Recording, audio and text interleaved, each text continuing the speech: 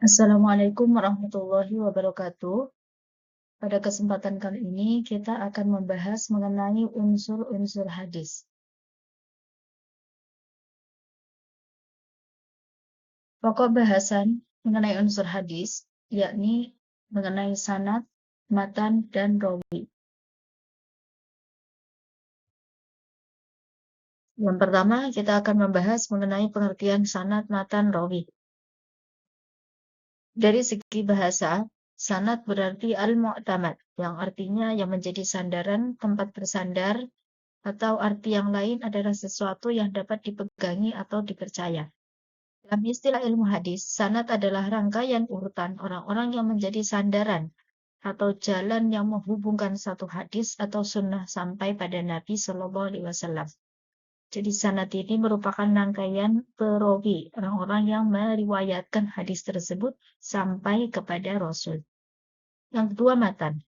Dari segi bahasa, matan berarti punggung jalan, tanah gersang, atau tandus, membelah, mengeluarkan, mengikat. Matan menurut istilah ilmu hadis, yaitu perkataan yang disebut pada akhir sanad, yakni sabda Nabi. Jadi, matan ini merupakan redaksi hadis yang disebutkan setelah sanad.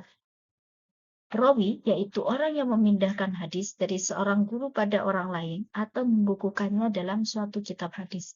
Rawi pertama adalah sahabat dan rawi terakhir adalah orang yang membukukannya, seperti Imam Bukhari, Imam Muslim, dan lainnya. Suatu hadis yang telah sampai pada kita dalam bentuknya yang sudah ditadwin atau terkodifikasi dalam buku-buku hadis melalui beberapa rawi dan sanad. Rawi terakhir hadis yang dimaksud dalam Sahih Bukhari atau dalam Sahih Muslim adalah Imam Bukhari atau Imam Muslim.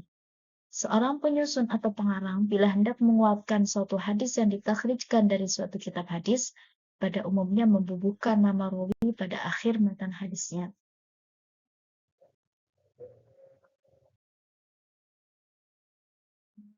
Syarat perawi.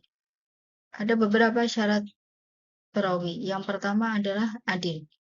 Adil dalam konteks hadis berbeda dengan adil dalam konteks kesaksian hukum. Menurut muhaddisin, yang dimaksud dengan adil adalah istiqomatuddin dan al-muru'ah. Istiqomatuddin adalah melaksanakan kewajiban dan menjauhi perbuatan haram yang mengakibatkan pelakunya fasik. Sedangkan al-muru'ah adalah melaksanakan adab dan akhlak yang terpuji dan meninggalkan perbuatan yang menyebabkan orang lain mencelanya. Yang kedua, muslim. Menurut ijma, seorang rawi pada waktu meriwayatkan hadis, maka ia harus muslim. Periwayatan kafir tidak sah. Seandainya seorang fasik saja kita disuruh klarifikasi, maka lebih-lebih perawinya adalah seorang yang kafir. Kemudian baligh.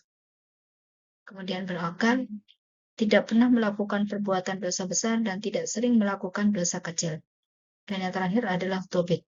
Dobit memiliki dua pengertian, yakni dobit dalam arti kuat hafalan serta daya ingatnya dan bukan pelupa yang sering disebut dengan istilah dobit as-sadr. Dobit dalam arti dapat memelihara kitab hadis dari gurunya sebaik-baiknya, sehingga tidak mungkin ada perubahan yang disebut dengan dobit al-kitabah. Perilaku orang yang berpegang teguh pada hadis. Setelah mempelajari tentang unsur hadis, dengan memahami hal tersebut, maka memiliki sikap sebagai berikut. Yang pertama, mempelajari unsur hadis, maka rasa ingin tahu tentang unsur hadis harus ditumbuh kembangkan untuk dapat menjadi seorang muslim yang sesungguhnya. Mempelajari unsur hadis dapat mendatangkan banyak manfaat.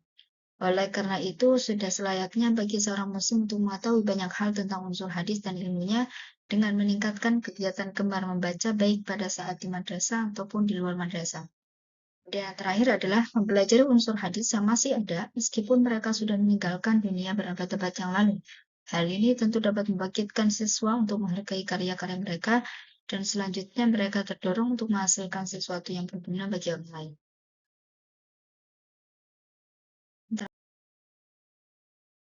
Kesimpulan dari pembahasan mengenai sanad matan rawi adalah bahwa sanad ialah rangkaian urutan orang yang menjadi sandaran atau jalan yang menghubungkan suatu hadis atau sunnah sampai pada Nabi. Jadi ia merupakan orang-orang yang meriwayatkan hadis sebelum matan disebutkan. Matan berarti punggung jalan, tanah gersang atau tandus, membelah, mengeluarkan, mengikat. Matan menurut istilah ialah perkataan yang disebut pada akhir sanad, yakni sabda Nabi yang disebut sesudah habis disebutkannya sanad. Jadi setelah sanad disebutkan, itu disebut matan.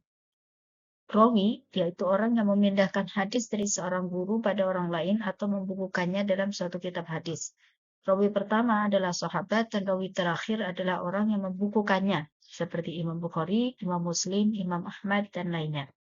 Demikian pembahasan mengenai unsur-unsur hadis. Semoga bermanfaat. Wassalamualaikum warahmatullahi wabarakatuh.